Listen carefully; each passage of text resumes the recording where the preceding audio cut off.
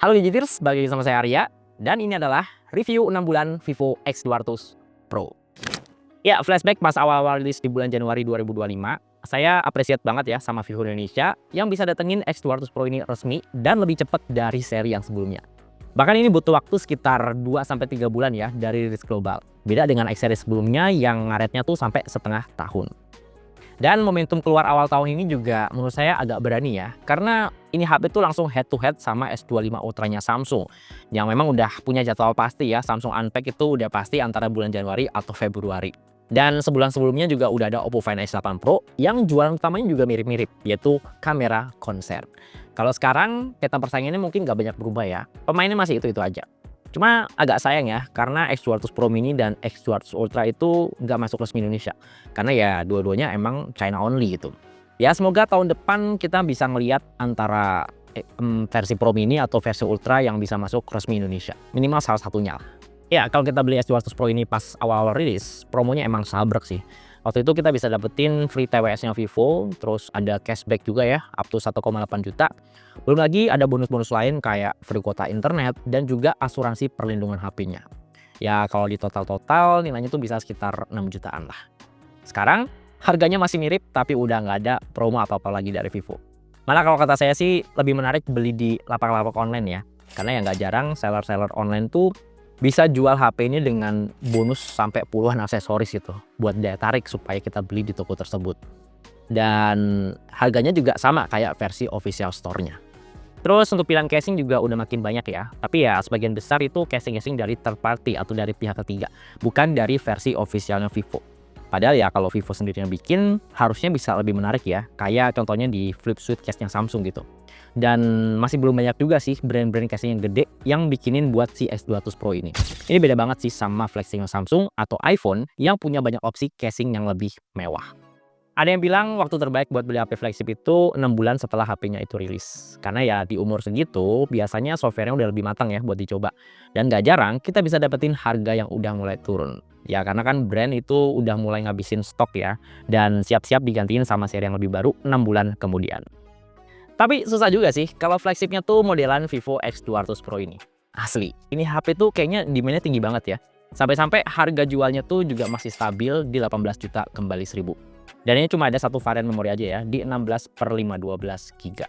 Malah saya agak atau agak curiga ya kalau ada di lapak-lapak online tuh yang jual di bawah 17 juta.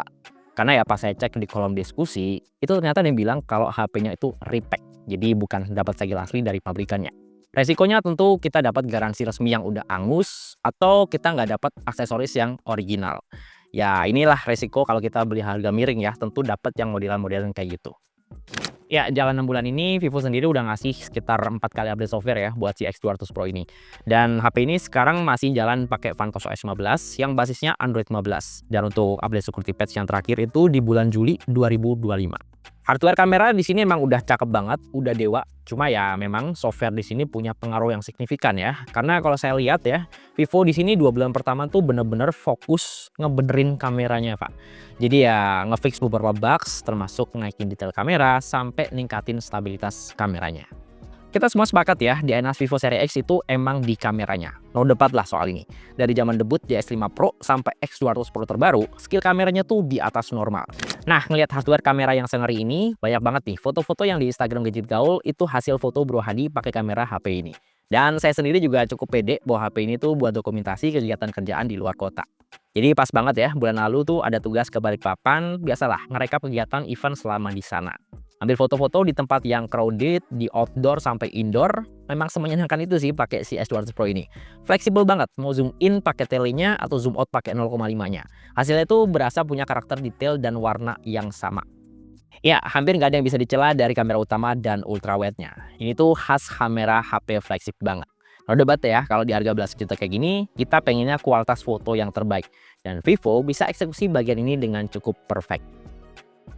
Tapi yang perlu diapresiasi tuh cara Vivo buat naikin branding kamera zoom-nya. Nggak semua brand ngelakuin ini di flagship-nya. Karena ya lensa tele itu selalu jadi lensa kedua atau ketiga. Nah, 200 megapiksel di lensa tele ini tuh kayak dapat porsi yang lebih ya.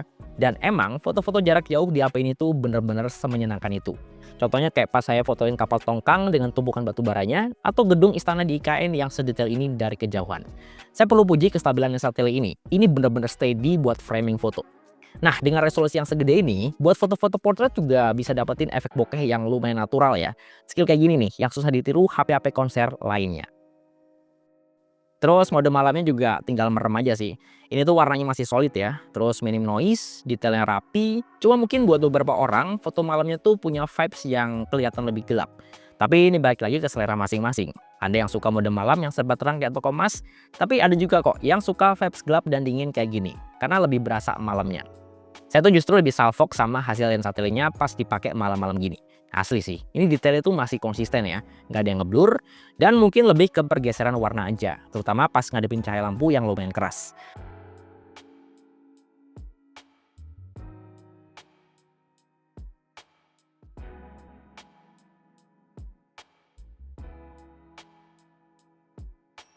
Oke, jadi sekarang saya lagi ada di daerah Balikpapan, dan ini tuh first time saya main ke Pulau Kalimantan ya.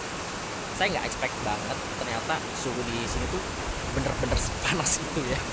Mungkin karena deket sama garis khatulistiwa, jadi ya apa ya, panasnya tuh bukan beda sama Jakarta gitu. Jakarta kan panasnya karena polusi ya, tapi kalau di sini tuh kayak bener-bener dari matahari ya.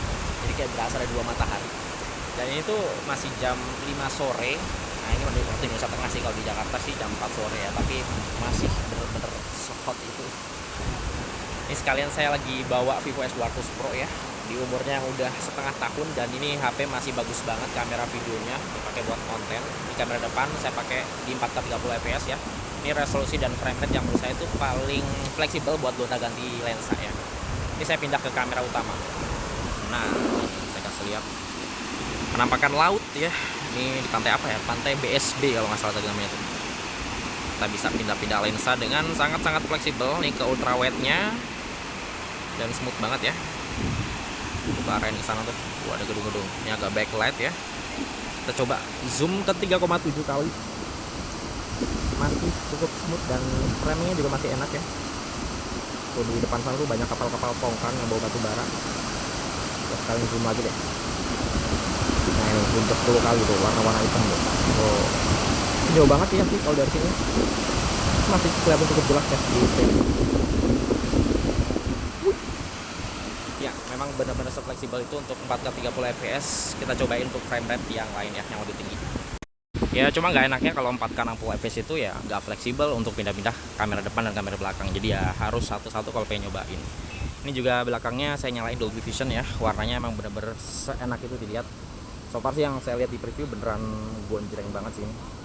Dan enaknya tuh meskipun 60 fps kita tetap bisa pindah-pindah lensa di kamera belakang ini. Tuh. Ini ultra wide loh, 60 fps. Pada main sepeda kelihatan banget smooth ya pergerakannya. Mau pindah ke yang ngezoom banget juga masih bisa. Kita arahin ke laut ya, coba ya. Oh. Oke, ini saya bawa sambil jalan by the way. 3,7 zoom. Ada pesawat, kita coba arahkan ke pesawat ya. Mana pesawatnya? Nggak kelihatan. Oh ini dia.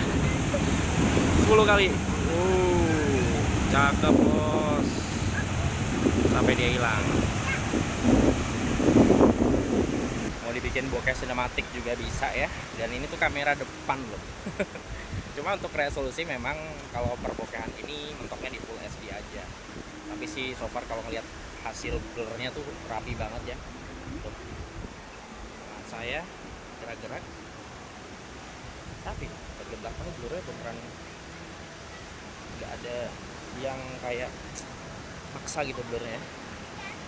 Oh ya, ada satu hal unik nih yang saya sama Bro Hadi notice di HP ini. Dan kemungkinan besar juga ada di pengguna Vivo S200 Pro yang lain. Jadi HP ini tuh kalau digoyang-goyang ada semacam bunyi klotok-klotok. Tepatnya di bagian kamera. Nah, tadinya tuh kayak mikir ya, perasaan ini HP tuh nggak pernah jatuh. Kok kayak ada bagian dalam yang lepas gitu ya, sampai bunyi kayak gini. Nah, ternyata pas udah baca-baca di forum, ini normal kok. Jadi ini tuh semacam suara OIS-nya. Nah, di HP lain yang ada OIS-nya, ada bunyi-bunyian kayak gini juga. Cuma emang nggak sekeras punya Vivo ini. Ya kayak HP belasan juta lainnya, Vivo X200 Pro ini juga udah pakai mesin flagship Dimensity 9400 ya, dan mesin monster ini juga udah disiapin buat ngeboost performa AI yang udah makin full team di softwarenya Vivo X200 Pro. Untuk objek erasernya juga udah naik level, nggak cuma sekedar ngapus-ngapusin atau ngilangin objek doang yang standar, tapi ini udah ada generative editnya ya. Yang artinya kita bisa ngefill objek yang ngapus tadi dan bahkan untuk objek yang lagi kita pegang. Cuma kadang nih AI-nya Vivo ini tuh suka improve gitu ya. Jadi bukannya bener-bener ngilangin objek itu, tapi malah nge-replace pakai objek lain. Terus untuk AI di luar galeri juga masih komplit banget ya. Dan beberapa bisa dipakai banget buat ngebantu kerjaan.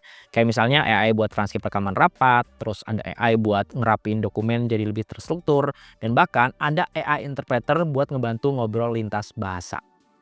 Tapi kalau ada satu duri dalam daging nih, yang bikin pengalaman flagship-nya tuh jadi agak keganjel ya, itu ada di UI atau tampilan termukanya sih. Ya sejujurnya Vantos OS ini tuh kerasa kurang pantas ya buat HP yang harganya belasan juta kayak HP ini. Ya pengalamannya atau keluhan-keluhannya sih masih sama sebenarnya dari tahun ke tahun ya. Kayak animasi yang kurang sedap dilihat, terus layoutnya yang berasa kurang premium, fitur personalisasinya yang terbatas, dan bahkan kalau kita ngeliat tampilan quick settingnya, itu tuh kayak nggak ada perubahan gitu dari tahun ke tahun. Ya agak sayang aja sih, padahal Vivo kan punya Origin OS yang tampilan termukanya tuh jauh lebih modern, lebih premium dan juga lebih customable. Cuma ya sampai detik ini Origin OS ini masih dikunci buat HP-HP Vivo yang ada di Cina doang. Jadi emang nggak rilis secara global. Tapi ya kita masih punya harapan sih ya, apalagi kalau ngelihat Vivo ini ngasih zaman update yang cukup panjang buat X200 Pro. Ini HP masih kebagian seenggaknya sampai 4 kali generasi Android terbaru dan full security patch sampai 5 tahun ke depan. Ya siapa tahu kan nih, siapa tahu aja nih, next update itu bakal ada perombakan UI besar-besaran. Selain kamera, bagian yang saya suka dari HP ini tentu ada di baterainya. Ini kapasitasnya cukup monster ya, 6000 mAh, tapi nggak cuma angka mAh-nya doang yang gede, daya tahan baterai HP ini juga bisa dibilang sangat-sangat overkill. Ini baterai udah pakai teknologi silikon karbon ya, bahkan yang Vivo pakai di sini udah masuk generasi ketiga.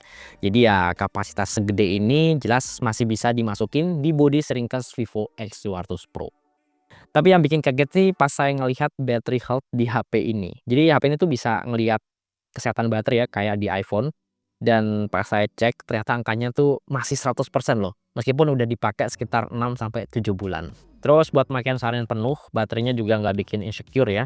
Ini saya pakai dari pagi ketemu malam, itu buat dokumentasi kerjaan, nulis laporan, mabar tipis-tipis, ngerekam foto video lagi, dan jam 7 malam itu baterainya masih nyisa sekitar 30%. Sebenarnya masih bisa digaspol sampai besok paginya lagi. Cuma ya supaya besoknya tuh lebih proper buat dipakai langsung, biasanya ya langsung saya cas di malam itu. Dan ngecasnya juga ibaratnya cukup ngebut ya, pakai charger 120 watt bawaannya. Itu saya tinggal nyari makan malam di luar ya, saya balik lagi, nggak nyampe 1 jam itu baterainya udah full di 100% lagi. Jadi ya ini cocok sih buat para perintis yang katanya hidupnya tuh lebih seru. Tapi perlu diingat ya, kecepatan ngecas segini tuh baru dapat kalau kita ngaktifin, fitur fast charging-nya. Karena di mode awal, di mode default-nya, fitur ini tuh nggak langsung otomatis aktif. Tapi ya hitungannya sih masih tetap cepet juga ngecasnya sekitar 1 jam lebih 2 menit doang. Untuk wireless charging juga udah bisa, tapi kalau pengen ngecas wireless yang cukup ngebut, itu bisa pakai, wireless charging-nya Vivo yang versi resmi. Itu outputnya bahkan sampai 30 watt. Paling catatan aja sih, ada satu hal yang miss dari HP ini. Ya, di sini nggak ada fitur bypass charging. Entah fitur ini bakal kepake atau enggak, tapi buat saya pribadi, pas ngelihat HP yang harganya belasan juta kayak gini, fitur bypass charging itu seharusnya ada sih. Ya minimal kalau kita lagi asik-asik mabar atau lagi seru-serunya live streaming, tapi baterainya udah mulai sekarat, asli, fitur bypass charging ini kepake banget. Jadi apakah Vivo S200 Pro ini masih layak dibeli setelah 6 bulan rilis? Emang sih harganya belum turun banyak, tapi kalau ada anggarannya, menurut saya HP ini masih sangat layak ya. Terutama buat kita-kita yang ngidam kamera zoom dengan kualitas yang one of the best untuk saat ini. Daya tahan baterainya juga hitungannya cukup awet ya buat kelas HP flagship, dan ini tuh kombinasi yang cakep buat skill kameranya yang emang udah overkill. Ya kita tahu lah kegiatan ngonten, aktivitas ngonten kayak ngerekam video di luar ruangan, terus pakai mode lock-nya, ngerekam berjam-jam, itu butuh power yang lumayan loh. Dan baterai badak di sini itu bisa jagain HP-nya tetap on seharian. Mungkin yang jadi catatan di sini Vantos OS-nya sih, yang emang masih kerasa kurang buat ukuran HP flagship. Tapi ya semoga ini bisa jadi ruang perbaikan buat mereka ya ke depannya. Karena saya yakin sih Vivo tuh bakal dengerin konsumennya kok. Karena ya kalau nggak dengerin, ya kita mungkin nggak ketemu sama layanan purna jual dari mereka yang semakin baik dari waktu ke waktu. Oke, terima kasih udah nonton videonya sampai selesai dan semoga video ini bisa ngasih referensi ya, terutama buat yang lagi ngincer Vivo S200 Pro setelah 7 bulan rilis. Nah, untuk mencari spek lengkap dan link pembelian smartphone ini seperti biasa, linknya udah saya taruh di kolom deskripsi di bawah. Ya, di sini saya Arya dan di belakang kamera ada Tama. Sampai ketemu di video berikutnya.